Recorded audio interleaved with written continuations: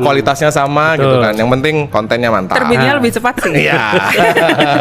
Erwan sudah spill dikit itu tadi. Pick 2. Kita ngomongin apa ini? Apa kita kelihatan kayak pemilik di Pick 2 kan? Enggak Ngomongnya kayaknya ya. pakai Ae dong. Ae tinggal di Pick 2. Ayo tinggal di Ciomas. Gak cocok. Oke, Pick 2 berarti ini soal rame-rame ya, Ci, Wan ya. Iya. Rame-rame pembangunan pagar yang sangat misterius. Pagar makan lautan. Nah, tidak hanya pagar makan tanaman yang misterius, tapi pagar juga makan makan lautan. lautan. Jadi ada pagar laut di sekitar pesisir utara Jakarta. Banten ya. Ya, Di di Banten. Jakarta dan Banten ya, di Ya. laut di utara Jakarta. Kita sudah ngapain nih untuk menelusuri ini, gitu kan? Sebelum itu kita sudah ngapain nih untuk Iya, menelusuri siapa atau ini siapa kira-kira di balik ini dan untuk apa adanya pagar laut ini? Siapa nih mau cerita nih? Erwan aja kan kita mau biarkan Erwan aja ngomong hari ini. Ayo Wan, jadi kita sudah ngapain dan mungkin gue dengar kemarin Egi kan sudah Ya. ikut ya. 3 hari di 3 hari Tangerang. Masih di sana dia. masih di sana ya. Masih di Oke. sana. Harusnya. Nah, Egi sih sudah ke lapangan ngecek ya. Dia juga ngecek pagar lautnya di sana menggunakan kapal nelayan ya. Sempat muntah tuh dia tuh. Kapal laut juga kawan kita ini. Mabok ya.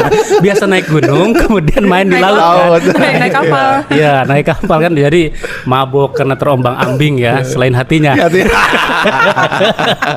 Nah, di sana dia juga menemui warga ya. Menurut warga, jadi sekitar di akhir Oktober ya, terutama di Oktober desa. 2024. Ya, terutama di desa Kronjo ya, itu warga suka dikejutkan oleh banyaknya truk yang masuk ke desa dia dengan membawa bambu. Oke, lalu lalang lah. Lalu di desa lalang lah itu. kira-kira kayak gitu. Dan jalanan itu melewati juga yang lucunya itu pos Satpol Lairut. Satpol, oke. Satpol Lairut itu kesatuan polisi ya, Iya. yang menjaga perairan ya. Nah kan pertanyaannya masa sih truk lalu lalang sebesar itu nggak tahu itu tuh Iya. Satpol Lairut. Nah warga kemudian juga bertanya kan, aneh kan, wah ini kok kenapa, buat apa? Kemudian ditanya ternyata buat menancap bambu untuk ditancapin di laut. Katanya untuk menahan abrasi. Gitu. Kemudian si beberapa warga ini ditawarin juga pekerjaan dan juga dinyajikan uang lah. Oke. Kemudian juga penasaran ini siapa sih kayak gitu. Nah, para pekerja itu bilang ya dia hanya disuruh oleh orang gitu dan si warga ini kasakusukan ke sana kemari kan ternyata yang menyuruh itu adalah utusan dari pengembang ya yang kita sebut aja ya PIK lah kira-kira gitu pengembang. PIK adalah Pantai Indah Kapuk. Oke. Gitu. Jadi berdasarkan penelusuran warga cerita di lapangan ya ke kita, Tempo. ke Tempo. Jadi memang ada utusan yang menyuruh untuk menancapkan bambu itu di laut. Oke. Pengembang. Itu. Nah, selain soal siapa di balik pembuat pagar laut itu sendiri adalah ini kan sudah lama, bener nggak Ci? Bener, kan? dari- Nggak mungkin 30 km seperti proyek Candi Prambanan gitu kan, Iya. semalam gitu kan, Betul, iya. malam nggak ada, terus kemudian paginya ada kan nggak mungkin, Betul. gitu kan? Dan Tempo itu sudah menulis juga mengenai proyek ini ketika masih panjangnya 7 km. 10 kalau Iya. 7 sampai 10 Ya. km lah. Kira-kira mungkin masih pendek gitu lah ya. Betul. Itu kalau nggak salah mungkin setahun lalu lah ya, kira-kira begitu sudah menulis itu. Artinya ini kan proyek bukan semalam. Iya. Tapi kemudian setelah viral lagi-lagi nih kebijakan karena viral ditutup oleh Kementerian Kelautan dan Perikanan. disegel ya. Iya, disegel lah ya, dihentikan dulu proyeknya sampai kemudian ketemu siapa pemiliknya. Belum dibongkar kan, Wan? Belum. Nah, sampai kemudian berapa miliar ya itu gitu dia. Ini bener nggak sih proyek yang baru sebentar sih atau ya itu tadi sudah lama terus kemudian ada pembiaran di sini oleh kementerian-kementerian atau lembaga yang berwenang dalam menangani soal kelautan.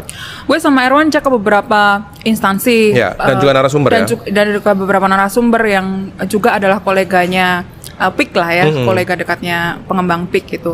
Memang sebetulnya proyek ini itu sudah mencuat sejak pertengahan 2024 sebetulnya. Oke. Nah, Ombudsman sendiri sudah mengecek ke lokasi itu sejak Oktober, Kang. Oktober 2024. Dan Ombudsman sudah memberikan semacam rekomendasi untuk ditinjau ulang gitu, karena mereka Ombudsman itu mendapatkan laporan dari nelayan kalau mereka tidak bisa melaut atau mereka mendapatkan gangguan ketika melaut. Jadi nelayan itu ketika akan menjangkau lautan untuk menjaring ikan itu mereka butuh waktu 1 sampai 2 jam. Karena harus memutar. Oke. Nyari celah Sebetulnya ya? ada rongga-rongga tuh di antara belah-belah bambu, cuman lebarnya itu hanya 5 sampai 8 meter. Sangat riskan untuk kapal-kapalnya. Betul, banyak kapal yang kemudian rusak gitu. Nah, kemudian kenapa ini tidak ramai? Karena waktu Oktober itu, Kang, sedang ada peristiwa politik.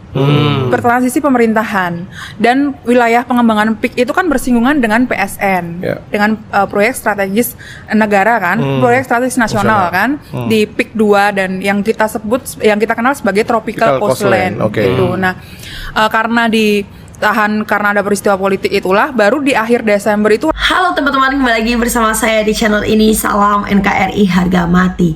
Nah teman-teman, dalam video ini ada sebuah cuplikan yang mengagetkan sekali teman-teman.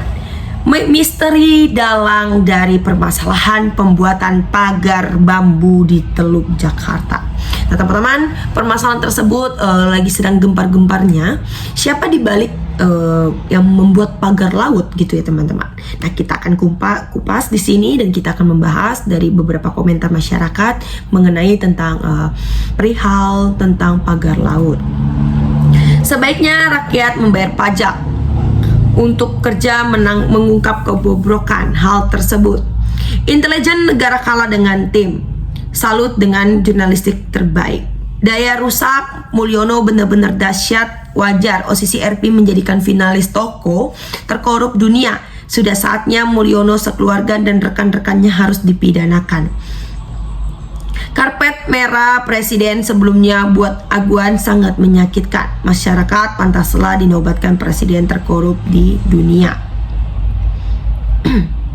Tidak mungkin ada pengusaha yang berani melakukan pembangunan pagar di laut dengan biaya besar tanpa ada dukungan petinggi negara. Sangat tepat OSIS RP menganugerahkan Mulyono sebagai nominasi pemimpin terkorup tingkat dunia. Daya rusaknya luar biasa.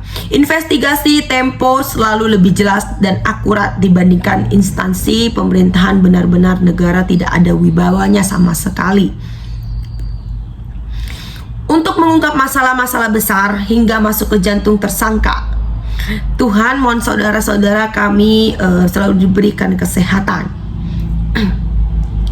Sekali lagi kuncinya di Mulyono. Kapan orang ini bisa diadili? Pantas saja menjadi musuh penguasa karena kemampuan investigasi dan keberanian mengungkapkan ke publik. Salut sama kerabat kerja.